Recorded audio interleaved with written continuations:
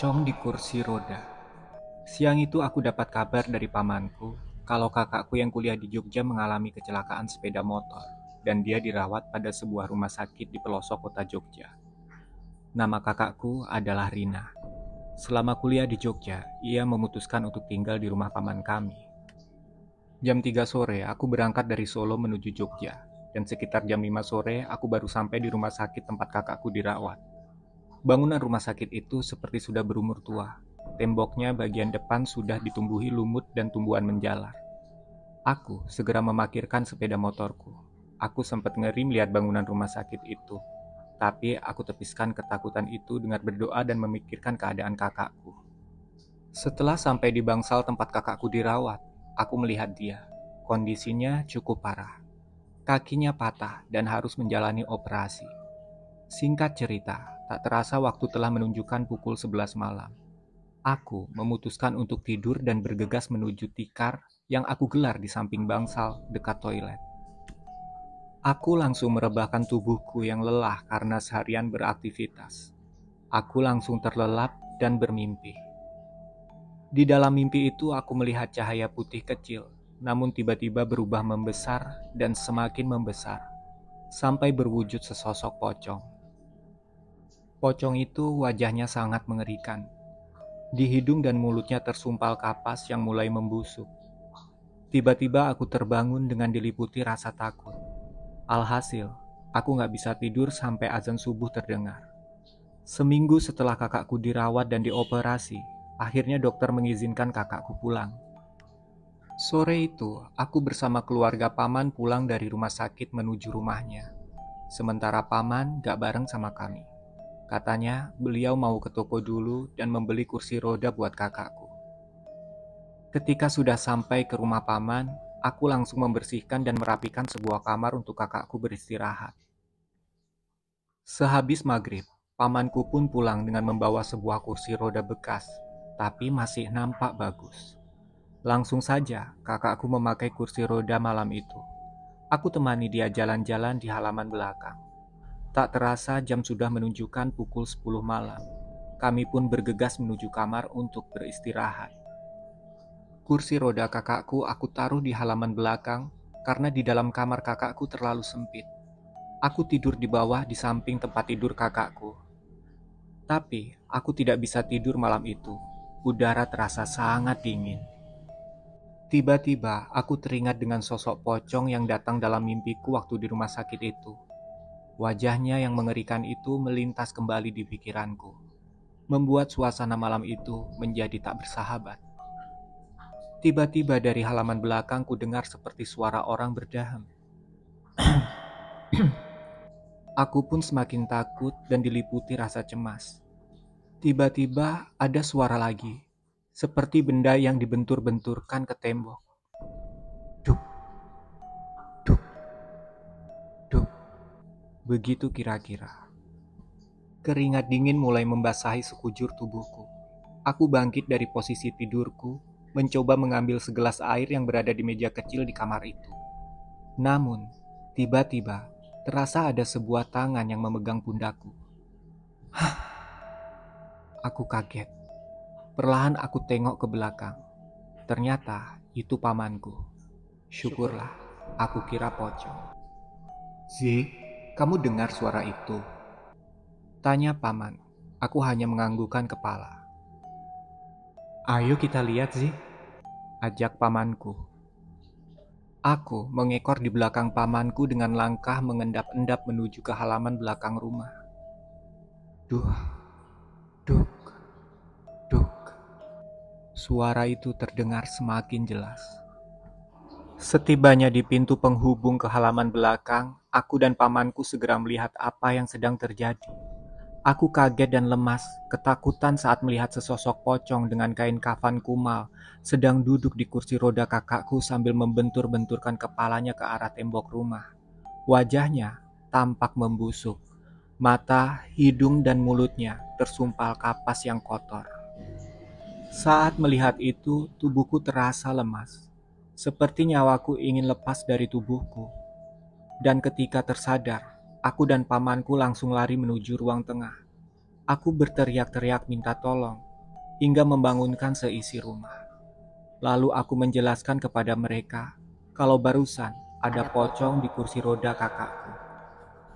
Sementara pamanku saat itu juga pergi ke tempat seorang kiai untuk meminta tolong. Padahal saat itu sudah jam 2 malam. Selang beberapa menit, pamanku kembali datang ke rumah bersama seorang kiai. Kiai itu langsung menuju ke halaman belakang tempat kursi roda kakakku disimpan.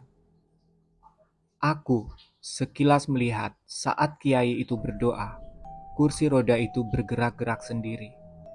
Setelah selesai berdoa, Pak Kiai langsung bilang kepada pamanku, katanya, kursi roda itu merupakan kursi roda bekas kecelakaan oleh pemiliknya terdahulu. Pemiliknya dulu meninggal karena tertabrak truk saat sedang berada di kursi roda tersebut.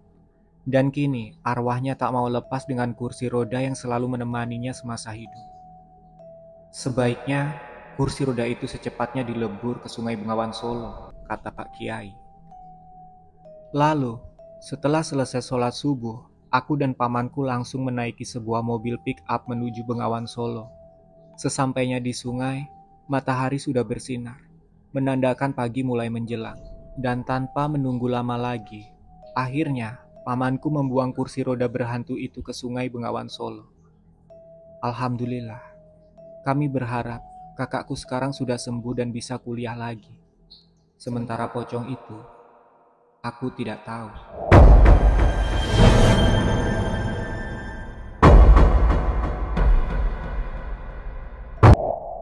Ada sebuah rahasia di sebuah toilet. Tetesan air keran yang tidak tertutup rapat itu semakin menerorku, yang hingga tengah malam ini sukar untuk tertidur. Kulirik bulatan putih di dinding yang terhalang remang-remang malam. Mana baru jam 11.45 lagi? Bisikku pelan. Entah sudah berapa kali aku membolak-balikan bantal usang yang hampir tidak tersentuh sabun selama aku pindah ke kosan Bu Alina. Maklum, aku adalah seorang siswi kelas 3 SMA yang merangkap menjadi pelayan di sebuah restoran siap saji. Sebelumnya, aku tinggal di kosan Budian, tapi karena terbelit hutang kanan kiri, ya dengan terpaksa aku kabur. Padahal, malam itu Kak Danar putra bungsu Budian bersikeras menghalangi kepergianku. Aku harus pergi daripada tiap hari kena omel Budian. Belum lagi cibiran pedas dari penghuni kos lain tentang hutangku yang belum aku bayar. Berbekal uang 300.000 rupiah hasil penjualan ponsel lamaku, aku memberanikan diri untuk tinggal di kosan baru dengan menjanjikan upah sebagai pelayan restoran. Akhir bulan nanti segera cair, Bu.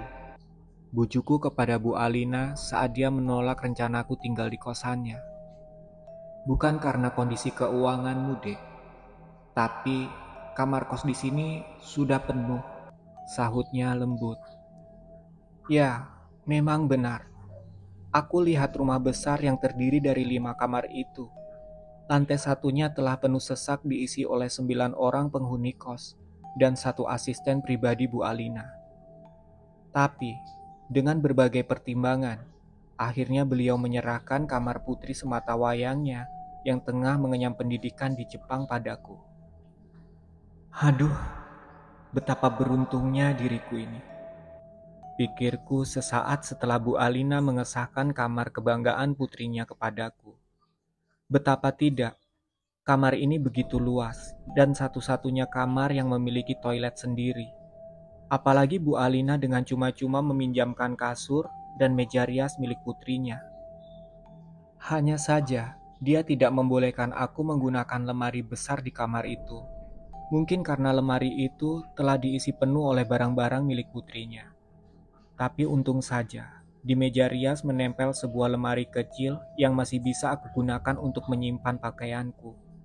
Dan sebagian lagi bisa aku gantung di pergantungan di belakang pintu. Kembali kulihat jam. Kali ini tepat pukul 12 malam dan aku masih terjaga. Tiba-tiba, sekelebat angin kencang masuk ke rongga kamarku, menyisakan sosok putih yang melambai-lambai di depanku. Seketika aku terkejut. Sial, aku hampir saja membiarkan jendela terbuka semalaman. gerutuku sambil menutup jendela dan membenarkan tirai putih yang tersapu angin. Aku kembali merebahkan tubuh mungilku di kasur besar nan empuk ini. Pelan tapi pasti, mata ini mulai menutup. Tak lama setelah itu, suara guyuran air mengagetkan aku. Jam segini, siapa yang mandi sih? Ganggu orang aja. Gerutuku kesal. Otakku mulai berpikir waras, tapi asal suaranya dari... Entah mengapa bibirku benar-benar tertahan. Kulirik pintu toilet, dan benar saja dari lubang kunci pintu toilet, sesosok wanita berambut panjang tengah tertunduk kaku di bawah cipratan air shower. Apa mungkin dia putrinya Bulina?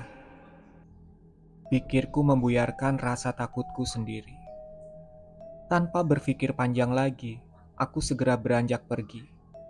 Namun, baru beberapa langkah menuju tempat tidur, suara tangisan memaksaku kembali.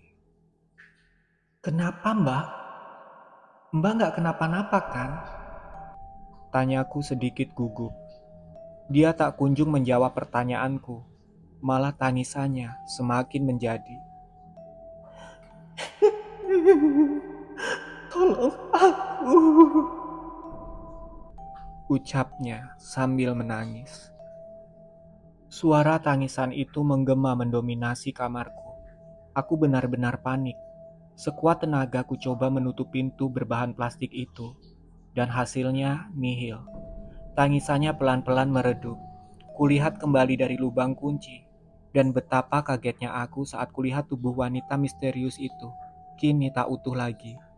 Berdiri lesu, sesosok tubuh tanpa kepala, lehernya dipenuhi daging yang berantakan, dan cipratan darah segar menodai dinding-dinding toilet.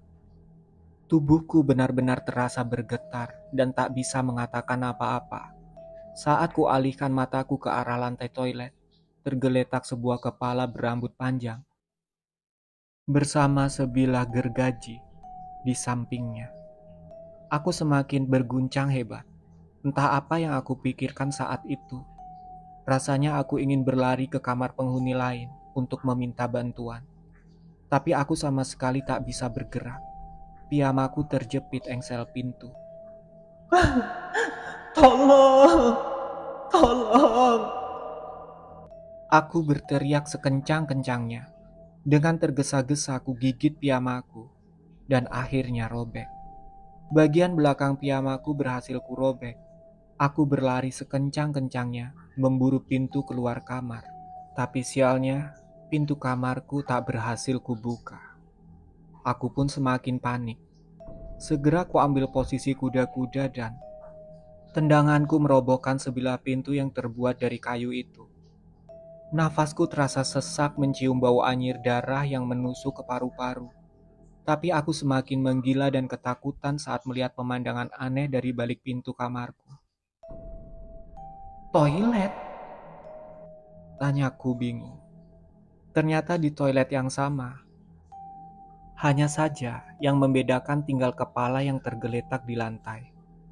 Kepala berambut panjang itu pelan-pelan menoleh dan menyeringai padaku. Aku pun berusaha berteriak sekuat tenaga. Hingga tiba-tiba seseorang membuka pintu kamarku. Dia menyeringai hangat mendekatiku. Rupanya kamu demam, Mai, sahut Bu Alina sambil menempelkan punduk telapak tangannya di dahiku. Syukurlah, ternyata cuma mimpi, gumamku pelan.